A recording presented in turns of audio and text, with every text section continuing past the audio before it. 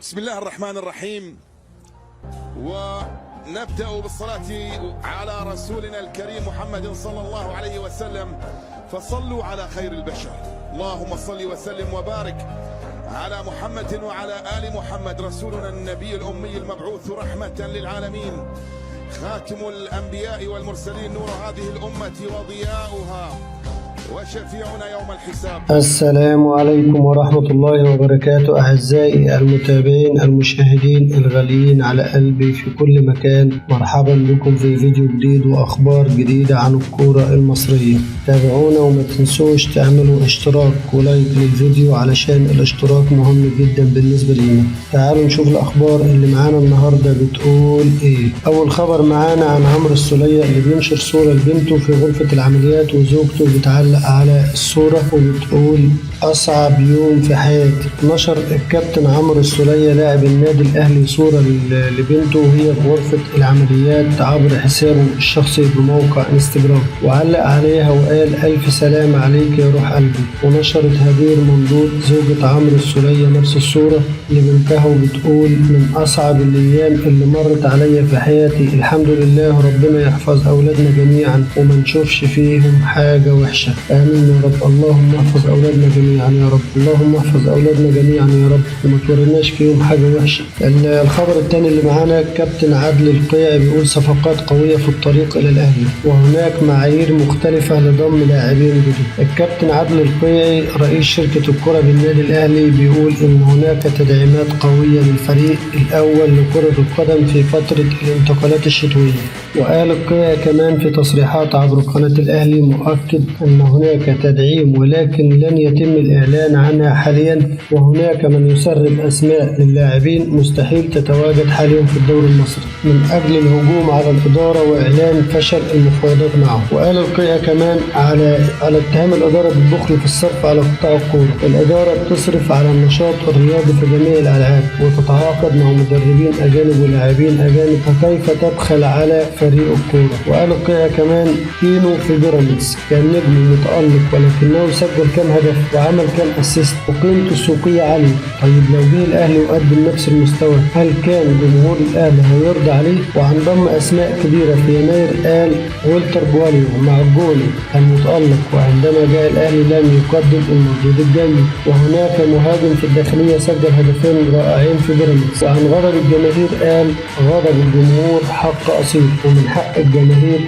انها تشير إلى الخطأ وعلينا المسؤول. وعن معايير اختيار الصفقات قال الإدارة عندما ترى اللاعب المناسب ستتعاقد معه، وهناك إدارة تعمل على التعاقدات وتتفاوض حاليا مع اللاعبين وسيتم الإعلان عن فتح باب القيد قريبا. وزاد كابتن عادل القيعي بيقول تعاقدات الأهلي الجديدة سيتم معرفة تاريخ اللاعب في الإصابات وهناك العديد من الاعتبارات حاليا. وقال كمان أزاري أفضل مهاجم تواجد في الدوري المصري، كان يمتاز بالسرعة والفعالية على المرمى.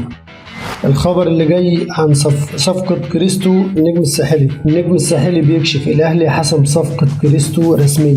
أكد مصدر داخل نادي النجم الساحلي التونسي أن الأهلي حسم الاتفاق بشكل نهائي لضم محمد الضاوي الشهير بكريستو جناح فريق جوهرة الساحل ينضم بصفة رسمية للفريق الأحمر لمدة 4 مواسم ونصف بدءا من الشهر يناير القادم. وقال المصدر كمان أن الضاوي وافق على فكرة الانتقال إلى الأهلي بصفة رسمية، وسيصل اللاعب إلى القاهرة خلال الساعات القادمة بصحبة مسؤول من نادي النجم الساحلي ووكيل أعمال اللاعب الشاب. وكشف المصدر بأن المكالمات الهاتفية اللي حدثت خلال الساعات الماضية بين محمود الخطيب رئيس النادي القاهري ونظيره عثمان جنيح رئيس النجم الساحلي ساهمت في إنهاء الاتفاق، وما يتبقى فقط بعض الرتوش البسيطة بشأن طريقة دفع المقابل المالي بعد خصم قيمة غرامة الإيفواري سليمان كوليبالي. وكان النجم الساحلي أكد أنه يريد خصم قيمة مستحقات الأهلي بشأن غرامة الإيفواري كوليبالي مهاجم الفريق السابق واللي لاعب لنادي النجم الساحلي. وتألق مهاجم النجم الساحلي خلال منافسات النسخة الحالية من الدوري التونسي، وهو ما جعله محل إشادة كبيرة من جانب الجماهير والمتابعين. طيب قصة اللاعب بيقول لك تخرج المهاجم صاحب 19 عام من مدرسة شبان النجم الساحلي، يتألق مع جميع فرق الفئات السنية بما دفع ضد المدرب الأسبق لسعد الدرديري لتصعيده للفريق الأول عن عمر 18 عام. ورغم قلة خبراته أسهم اللاعب ب9 أهداف بين صناعة وتسجيل خلال 29 مباراة شارك فيها بمختلف المسابقات. يمتاز محمد الضاوي كريستو بقدرته على اللعب في جميع المراكز الهجومية، بما جعل منه جوكر لدى جميع المدربين اللي أشرفوا على تدريبه. ويفضل الموهبة الواعدة اللعب في مركز الجناح الأيمن، كما إنه قادر على اللعب أيضا في منصب المهاجم المتقدم وصانع الألعاب، وأيضا في الجناح الأيسر وكمهاجم متأخر. الخبر اللي جاي عن مرتضى منصور وقفشات مرتضى منصور وكلامه عن النادي الأهلي المثير للدهشة والضحك في نفس الوقت. مرتضى منصور بيقول مفيش صفقات للأهلي في يناير والحديث عن فلوس الرعاية بيدنسة. طبعا بيتكلم عن النادي الأهلي والكابتن محمود الخطيب. الخبر بيقول وجه المستشار مرتضى منصور رئيس نادي الزمالك رسالة خاصة إلى جمهور القلعة البيضاء. وقال مرتضى منصور في تصريحاته التلفزيونية على قناة الزمالك: أنا بقول لجمهور الزمالك على مسؤوليتي الشخصية، كل اللي بيتذاع من النادي الأهلي عن فلوس الرعاية كذب وكيد نسب، مؤكدا الأرقام اللي اتقال تعالى رعاية الأهلي غير صحيحة. وأشار الأهلي لن يدعم صفوفه بصفقات من الدوري المصري في الميركاتو الشتوي المقبل، لأن أي نادي عنده لاعب مميز مش هيسيبه في يناير. وقال كمان الفرق اللي تحت مش هتسيب لاعب من أجل الاستمرار في الدوري، والفرق اللي تتواجد في وسط الجدول لن تترك أي لاعب حتى لا تتواجد في مراكز الهبوط. وقال الفرق اللي هي متقدمة في جدول الدوري مش هتبيع أي لعيب من أجل إنها تنافس على المربع الذهبي. وقال اختتم كلامه مرتضى منصور بتصريحات قائلا مفيش صفقات للأهلي والزمالك في يناير. أنا مش عارف مرتضى منصور بيتكلم الكلام ده بناء على ايه. يعني خليك انت في فريقك، انت مش قادر تجيب صفقات مثلا، وعندك الميزانية بتاع النادي تعبانة بسبب اللي عمله ممدوح عباس في النادي. طب انت بتتكلم عن النادي الأهلي بصفتك ايه بالظبط؟ انا عايز اعرف. او بتتكلم عن فرق الدوري بصفتك ايه؟ هل انت كنت رئيس مجلس إدارة الأندية كلها ولا ايه بالظبط؟ مش عارفين. بتحشر مناخيرك في كل اللي انت عايز تقوله خلاص، وبتطلع اخبار علشان تعمل سوشيال ميديا وتعمل مشاهدات والكلام ده كله، ولكن الناس خلاص فهمت انك انت راجل كاذب وراجل بتأول كلامه خلاص. وان شاء الله الاهلي هيعمل صفقات وهتكون احسن من الصفقات بتاع الموسم الصيفي اللي فات ان شاء الله. هنرجع تاني لمرتضى منصور. يظهر ان احنا بنحب مرتضى منصور وبنقول اخبار اللي بتخص مرتضى منصور. بيعلن رسميا توقيع الزمالك عقد رعايه لمده 4 سنوات، ومرتضى منصور هيرجع لكلام عقد الرعايه مع الاهلي ويقول لك كلام كده. الخبر بيقول اعلن مرتضى منصور رئيس نادي الزمالك عن توقيع عقود الرعايه لمده 4 سنين قادمه، مشيرا انه ليس كل ما قيل عن رعايه انديه اخرى صحيح، وبيقصد النادي الاهلي طبعا. وقال مرتضى منصور خلال فيديو عبر قناه الزمالك وصل لنادي الزمالك كل مستحقات الموسم الماضي من الشركة الراعية. وقال كمان تم الاتفاق مع شركة المتحدة للرياضة على عقد رعاية لمدة 4 سنوات، وراعي واحد فقط من الموسم الحالي يكافئ كل رعاة الموسم الماضي من حيث الجوانب المادية. واختتم رئيس نادي الزمالك بقوله بيقول كلام للجماهير: ليس كل ما قيل عن رعاية أندية أخرى صحيح. من جانبه قال سيف الوزير رئيس شركة بريزنتيشن: العقد الحالي يليق بنادي الزمالك والمفاوضات دامت لفترة طويلة ووصلنا لاتفاق مرضي لكل الأطراف. طبعا الخبر لا فيه أرقام ولا فيه تواريخ ولا فيه عقودات ولا فيه هو عمل عقد رعاية مع مين، وكلام كله هجص في هجص وكله تخريف في تخريف. لا الزمالك عمل عقد رعاية ولا جاب أي فلوس من بره، وكلام كله كذب في كذب. ومش عارف مرتضى منصور بيجيب كلام منين بالظبط ما تعرفش. الخبر اللي جاي عن محمد محمود، وبيقول 3 أندية ترغب في استعارة محمد محمود من الأهلي. إدارة النادي الأهلي بتتلقى العديد من العروض للحصول على خدمات محمد محمود لاعب وسط الفريق في فترة الانتقالات الشتوية في يناير المقبل. وفيه مصدر في النادي الأهلي بيقول إن هناك العديد من الأندية اللي بترغب في ضم محمد محمود خلال فترة الانتقالات الشتوية. وقال إن الأهلي جاله عدة عروض لاستعارة اللاعب، منهم سيراميكا، كليوباترا، وفيوتشر، وسموحة. وقال كمان ان هناك بعض الاندية اللي تحدثت بشكل ودي عن رغبتها في التعاقد مع اللاعب، منها طلائع الجيش والبنك الأهلي والاتحاد السكندري. وقال كمان إن الساعات القليلة المقبلة سوف تحسم الموقف تماما فيما يخص محمد محمود بالعرض الذي سيرحل له. الخبر اللي جاي بيقول كلاتنبرج مش عارف يسوق. الإعلامي أحمد شوبير بيأكد على إن الإنجليزي مارك كلاتنبرج لا يسير بصورة جيدة في إدارة ملف التحكيم في مصر حتى الآن. وقال الكابتن أحمد شوبير امبارح اتحاد الكرة اعتمد تشكيل لجنة الحكام الجديدة، والحقيقة في حاجات أنا مش فاهمها.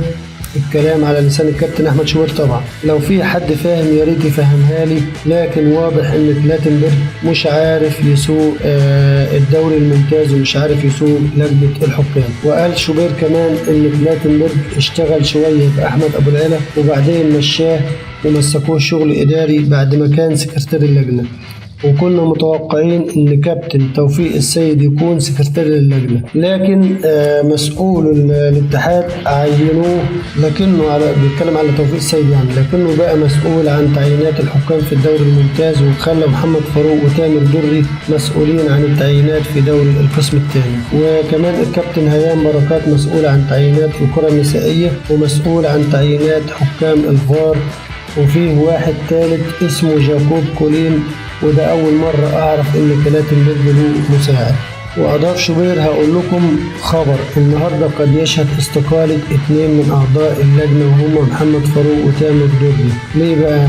طبعا الكلام مازال على لسان الكابتن شوبير، علشان الاثنين لغاية أول امبارح كانوا المهيمنين على لجنة الحكام، هم اللي بيحطوا الحكام والفار وهم اللي بيقيموا وهم كل حاجة، ولما خلاهم في الدرجة الثانية قالوا نمشي بكرامتنا أحسن. وقال شوبير كمان هقول لك مفاجأة مدوية كمان، الحكم محمد الحنفي من ساعة مباراة الأهلي وغزل المحلة وهو موقوف اتلعب الفترة اللي فاتت الأسابيع السادس والسابع والثامن والتاسع من غير ما يحطوا اسمه في الأسابيع اللي فاتت، واتحط اسمه في الأسبوع العاشر واتشال تاني. طيب كمان محمد الصباحي ومحمود عاشور كانوا محطوطين في المباريات وشالوهم وحطوهم في الفار، مش هيحكموا في الملعب تاني. وكمل شوبير تصريحه وقال لما استفسر الصباحي من كلاتنبرج قال له أنا كنت متخيل إن ده كلاتنبرج اللي بيقول لمحمد الصباحي، أنا كنت متخيل إن وزنك زيادة بس أنت واقف قدامي مفيش زيادة ولا حاجة، أنا كنت ظلمه. وقال الكابتن شوبير كمان بيقول طيب لغاية إمتى الكلام ده هيحصل؟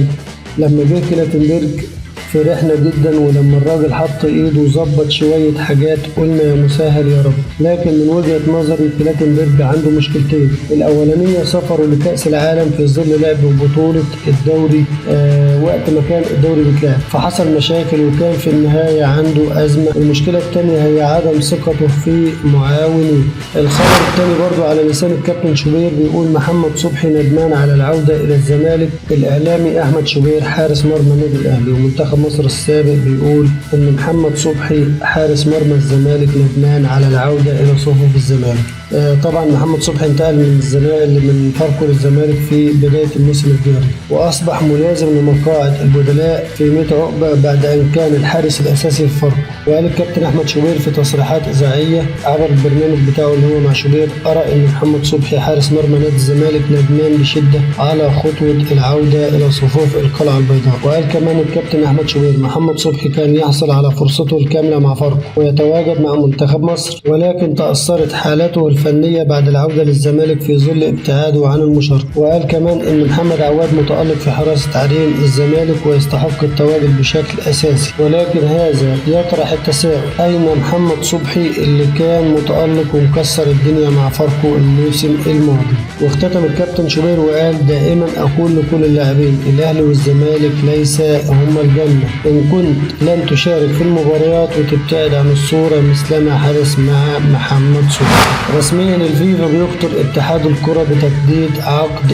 كهرباء. الاتحاد الدولي لكرة القدم الفيفا بيخطر بشكل رسمي إدارة اتحاد الكرة المصري والنادي الأهلي بتجديد إيقاف محمود كهرباء وعدم مشاركته إلا بعد تسديد غرامة الزمالك اللي هي 2.5 مليون دولار. وجاء القرار بعدما امتنع اللاعب عن سداد الغرامة اللي وقعت عليه لصالح نادي الزمالك والمقدرة بمبلغ 2 مليون دولار أمريكي، بجانب تحمل اللاعب 5% فوائد عن المبلغ منذ 2019. وأيدت محكمة التحكيم الرياضي كاس العقوبة الموقعة على كهربا بغرامة قدرها 2 مليون دولار مع 5% فوائد. وتم تأييد الاستئناف بتاريخ 14 أكتوبر 2020 من قبل نادي الزمالك الرياضي ضد القرار الصادر بتاريخ 13 أغسطس 2020 عن غرفة تسوية المنازعات بالاتحاد الدولي لكرة القدم، وبالتالي تم توقيع غرامة 2 مليون دولار على كهربا كتعويض لخرق التعاقد دون أسباب، بالإضافة إلى 5% فوائد سارية بداية من 20 يونيو 2019 حتى يوم السداد الفعلي.